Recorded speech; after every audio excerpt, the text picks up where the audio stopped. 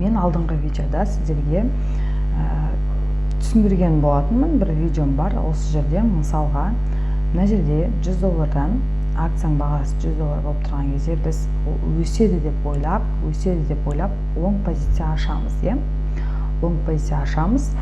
Take profit'ті 130-ға қоямыз. 130-ға дейін өседі деген оймен стоп лоссты 80-ге қоямыз. Егер пайда тапсам $30 табам, жоғалтсам $20 жоғалтам деп. Енді акцияның бағасы $100-дан $110-ға өскен сайын біз стопты аламыз да, 80-дегі стопты аламыз да 90-ға қоямыз. Акцияның бағасы $110-нан $120-ға өскен кезде $90-дағы стопты аламыз да, мына жердегі $100-ға әкеп қоямыз. Мына жерде осы $100-ға қойған кезде біздің шығынымыз бен пайдамыз нөлге тең болады. Неге? Өйткені біз мына жерден лонг аштық. Егер минусқа кетсек $20 минусқа кететін едік қой. Біз стоп лоссты жылжытып отырғанның арқасында мына жерде пайдамыз бен шығынымызды теңестірдік. Енді акцияның бағасы $130-ға өскен кезде өсіп отырған сайын біз жылжытып отырамыз стоп лоссымызды 110-ға, 120-ға деген сияқты. Мысалы, енді мына жерден стопты жылжытып отыру арқылы біз 120-ға дейін жылжытатын болсақ, акцияның бағасы өсіп жатса, әрі қарай да өсіп барып, біздің стопымыз 120-да тұрған кезде бірден акцияның бағасы құлап кететін болса, онда біз $20 плюс $20 пайдамен жабамыз позициямызды. Маған бір подписчик жазып кетіпті. Бағаны ортадан ұстау деген жоқ, ол өтірік, не айтып жатырсың, анау. Мен специально сол подписчик көрсін деп осы видеоны түсірейін деп отырмын. Енді қазір сіздерге оны биржа ашылған уақыттағы график бойынша анықтап көрсететін боламын. Мен қазір Nvidia компаниясының акциясын сатып алдым. Менің ашқан позициям шорт позиция. Өйткені акцияның бағасы түсіп жатыр екен. 481-ден 05, 481-ден 02 деген жерден шортқа аштым. Стоп лоссты мына жердегі қарамен сызылып тұрған тренд сызығынан сәл жоғары немесе жақындатып қоюға болады. Өйткені тренд сызығынан төмен түсіп кетпеу керек.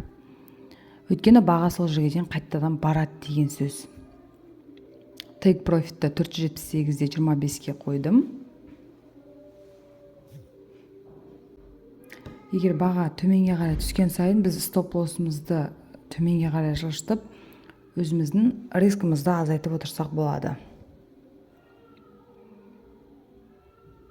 5 минуттық таймфрейммен қарап отырмын қазір. 5 минуттық таймфрейм бойынша бізде баға құлап жатыр екен. Amazon компаниясын көріп қоя салайық. Amazon компаниясы мына жерде біздің сызған тренд сызығынан жоғары кетіп қалыпты. Так. Мына жерде тағы да бір тренд пайда болды. Тағы да бір тренд сызығын сызамыз. Баға мына жерден асып кете алмаған. Мына жерде қарап тұрсақ, үшінші свеча, қызыл свеча. Кішкене күте тұрайық. Егерде тағы да төмен түсе беретін болса, онда шорт позиция ашсақ болады. Қызылды басамыз мына жердегі. Қызылды бассаңыздар абсолютно шорт позицияға басылып кетеді. Егерде көкті бассаңыздар, онда лонг ашылады. Біз қазір қызылды басамыз, продать дегенді басамыз. 100 немесе 50 акциямен жасағандарыңыз дұрыс. Мен қазір 100 акциямен жасаймын. Take profit пен стоп лоссты бірден қойсаңыздар да болады, немесе кейіндеу ашып алғаннан кейін қойсаңыздар да болады. Қазір мен бірінші позиция ашып алайын. Енді мына жерден қазір мыналан үстін басып, take profit пен стоп лоссты өзгертемін.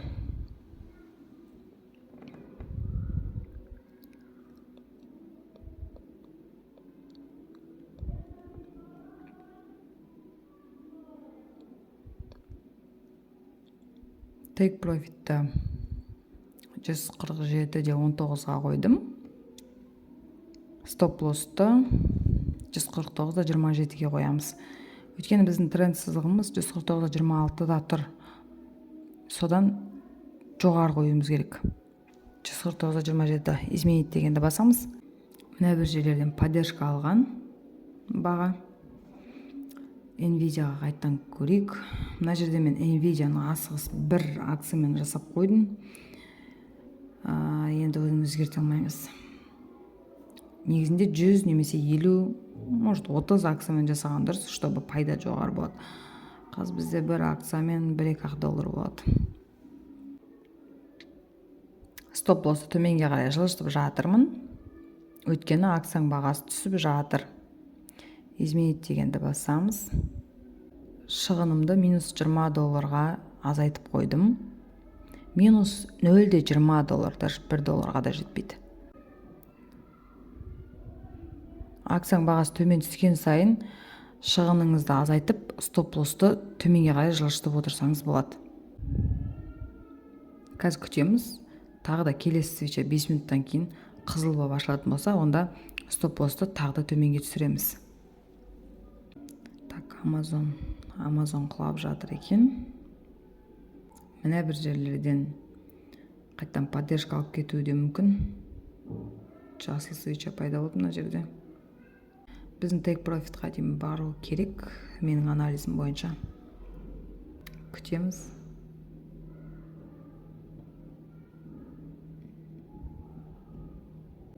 Стоп-лоссты тағы да төменге жылжыттым. Қарап тұрсаңыздар, стоп-лоссқа қарап көрсеңіздер, +0.92 USD деп тұр. +1.22-ге өзгерттім. Мына жерде мен 481-де ашқанмын позицияны.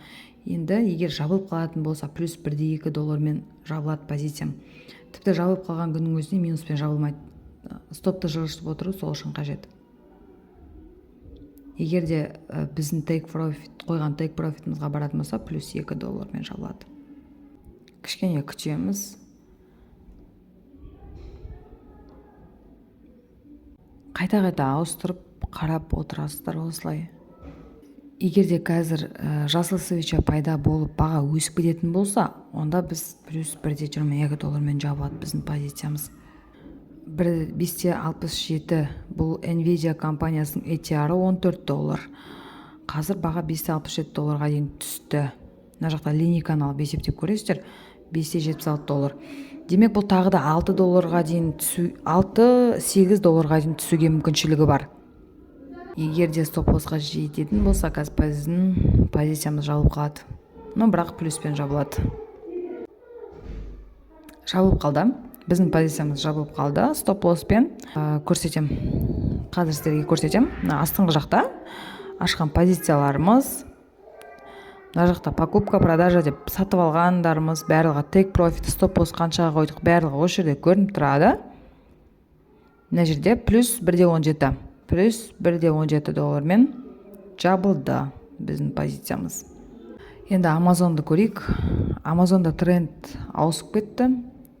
Медвежьеден бычыға ауысып кетті тренд.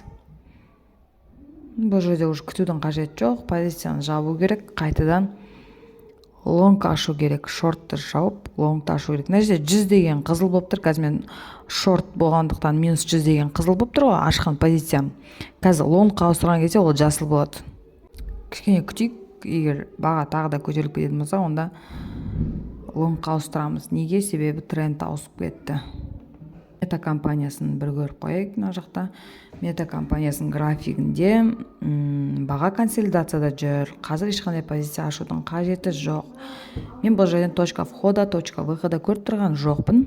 Сондықтан бұл жерден пока ешқандай позиция ашпаймын. Microsoft компаниясын көрейік. Microsoft компаниясы мына жерде мына тренд сызығын $377.99 кеп тірелген. Сол бағаны бұзып кете алмай жатыр. 3 рет тірелген. 2 рет мына жерде, мынау 3-ші рет. Біріншісі анау ұзын қызыл сызық. Егер де осы жерден төменге қарай кететін болса, тағы да қызыл свеча пайда болатын болса, онда шортты ашамыз. Мүмкін шорт позиция ашамыз. Но бірақ точно лонг емес. Мына жерде көрсетілгендей, баға 3 рет барып тіреледі да, одан кейін үшіншісінде қазір төмен түсіп тұр. Одан құлайтын болса, онда біз шорт позиция ашамыз. Неге? Өйткені уже 3-ші рет бір сызыққа тіреліп жатыр баға.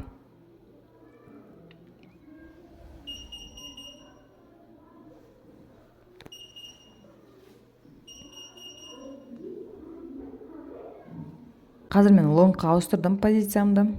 Егер де баға біздің take profitқа баратын болса, плюс $58 мен жабылып қалады.